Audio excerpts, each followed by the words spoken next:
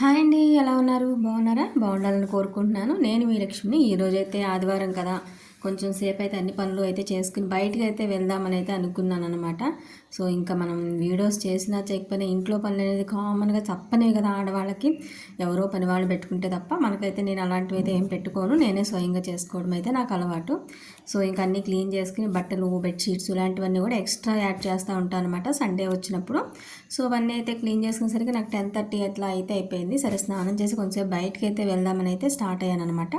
ఏదన్నా అంటే దగ్గరలో ఉన్న ఒక ఏరియాకి వెళ్దాము, జస్ట్ న్యాచురల్గా నార్మల్గా ఏదైనా వీడియోస్ ఉంటే తీద్దాము అనే టైప్లో స్టార్ట్ అయ్యాను. వెళ్ళి ఏరియా అంతా అఫీషియల్గా అయితే ఉంది, నాకు తగ్గట్టు విలేజ్ అట్మాస్ఫియర్లో అయితే లేదనుకున్నా. జస్ట్ కానీ పువ్వులు అవి డిఫరెంట్గా కనిపించడం, చాలా పీస్ఫుల్గా అయితే మంచిగా ఉండటం అట్లయితే కనిపించింది. సరే ఒక రౌండ్ వేద్దాం అనుకుంటే దాన్నే అయితే వీడియో అయితే తీస్తూ ఉన్నాను అనమాట. ఇంకా అక్కడ ఆంటీ అంకుల్ వాళ్ళైతే గడ్డి, పూలు, చెట్లు అవన్నీ బాగు చేసుకుంటూ, ఏంటమ్మా నువ్వు ఎవరు ఏంటి అని అంటే అడిగారనమాట.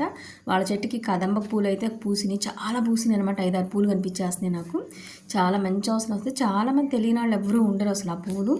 అవి మన అమ్మవారికి ఆ పువ్వు అంటే చాలా ప్రీతి అని అంటారనమాట. సో ఇంటి ముందు ఉంచితే మంచిది అనే కాన్సెప్ట్ కోసం పెంచుతారు. అలానే కనకాంబరం చెట్లు అవి కూడా చాలా చాలా మంచిగా పెంచుతున్నారు. పూలు కూడా చాలా బాగున్నాయి. మీకు తెలిసిందే కదా, పూలు చూస్తే అలా స్ట్రక్ అయిపోతాను ఎంత పిచ్చలాగా.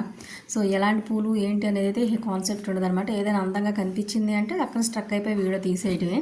ఇక పిచ్చ అయితే పోదు. సో అక్కడి నుంచి అయితే ఇంకా అక్కడ 100 స్తంభాల గుడి అయితే పాతబడిపోయి ఉంది. కొంచెం దగ్గరలో ఒక 5-10 కిలోమీటర్స్ డిస్టెన్స్లో అక్కడికి అనేటి దాన్ని రీమోడల్ చేద్దాం అనుకుంటున్నారు ఎప్పటి నుంచో. బట్ కొన్ని ఇష్యూస్ వల్ల దాని అట్లా ఏమి చేయట్లేదు. వెనకటి రోజుల్లో ఇట్లా ఉండేదంటే ఏదో సంథింగ్ అయితే చెప్పారనమాట.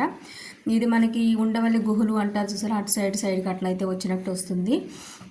సో ఇంకా అక్కడికి కూడా విజిట్ చేసి వెళ్ళాను అనమాట. ఇక్కడేం మనకి వీడియో తీయడం కుదరలేదు కదా అని చెప్పి మళ్ళీ చిన్న సామాన్లు తీసుకుని అవి ఇంట్లో పడేసి మళ్ళీ అక్కడికైతే జర్నీ చేసి వెళ్ళాను.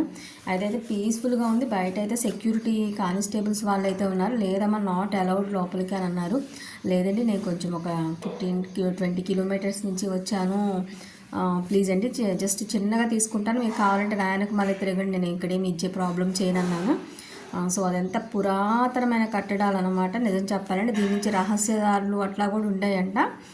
నాకైతే ఇలాంటివి ఎప్పుడు చూడలేదు పెద్దగా, జనరల్గా రియల్ ఫ్యాక్ట్లా. అమరావతిలో అయితే టెంపుల్స్ ఉన్నాయి, లేకపోతే మన విజయవాడ అమ్మవారి టెంపుల్ నుంచి రహస్య మార్గం ఉంది, ఇలాంటివి చెప్పడం అయితే విన్నాను తప్ప ఇలాంటి దాన్ని చూడటం అయితే ఈరోజే ఫస్ట్ టైం. ఒంటరిగా అయితే అనిపించింది. బట్ చూడటానికి అయితే గలీజ్ చేసేస్తున్నట్టున్నారు బయట వాళ్ళు, పిచ్చివాళ్ళు కొంతమంది.